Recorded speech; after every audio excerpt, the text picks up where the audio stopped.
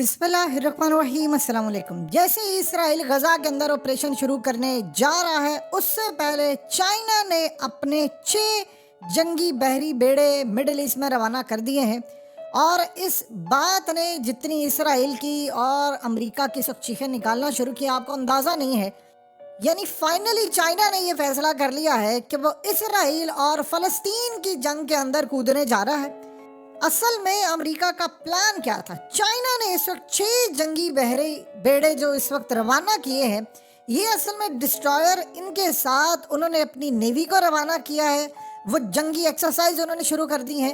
उन्होंने अमेरिका को पैगाम दे दिया है कि तुम जो प्लान कर रहे हो पूरे मिडिल ईस्ट को आग लगाने का, हम वो होने नहीं देंगे। असल में चाइना के डिस्ट्रॉयर यहाँ पर आने का मतलब ये है कि जिस तरह अमेरिका इसराइल के साथ इस जंग में कूद पड़ा है, इसी तरह चाइना ने फैसला किया है कि वो मुसलमानों की मदद के लिए आ चुका है। और इस सारी सूरत हाल में उसने अपने जो जंगी बहरी बेड़े हैं, ये स्टैंड बाय पोजीशन पर हैं।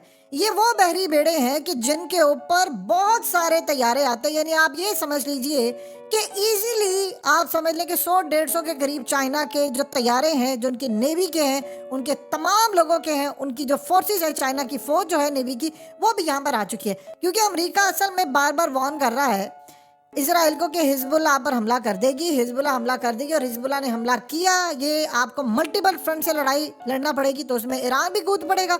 जब ईरान कूद पड़ेगा तो उसकी बैक पर रशिया और चाइना होगा।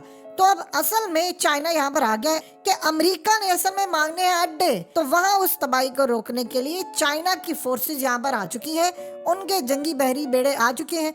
उन्होंने असल में आज इसराइल को दे दिया बहुत बड़ा पैगाम, अमेरिका को बहुत बड़ा पैगाम दे दिया है कि तुम लोग अगर खिस्ते को आग लगाना चाहते हो तो हम इसको बचाने के लिए आ चुके हैं।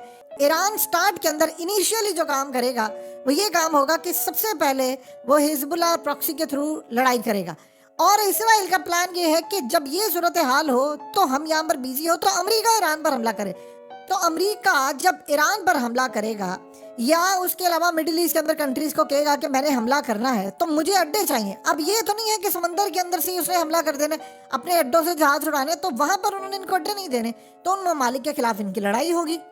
चाइना अपने बहरी बेड़े लेकर आ गया है और उसने असल में पैगाम दे दिया है कि आपको घबराने की जरूरत नहीं, अमेरिका के खिलाफ हम आपके साथ खड़े हैं, मैदान में हम उतर चुके हैं। क्योंकि मिडिल ईस्ट के अंदर ये जो सारी सुलह करवाई है सऊदी अरब की, ईरान की, वो चाइना ने करवाई है। इस खित्ते के अंदर यमन की जंग चाइना ने ख़त्म करवाई है।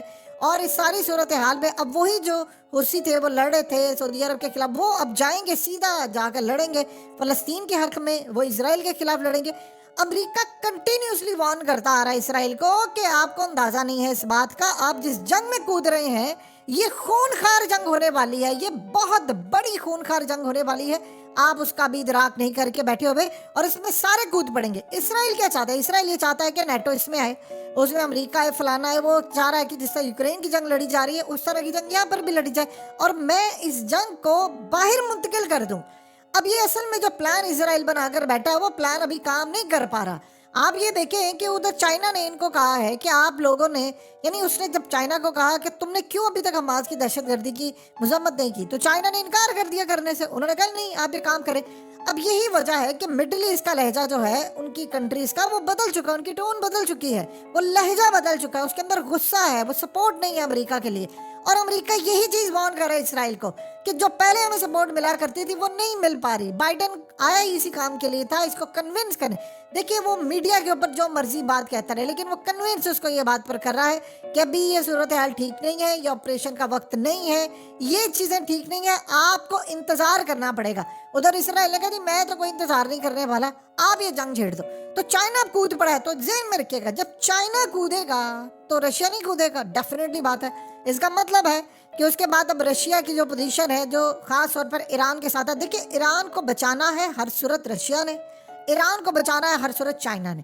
इस दफ़ा आप ये ना सोचिए कि ईरान को हिजबुल्लाह ने बचाना है या ईरान खुद एक बहुत बड़ी ताकत है।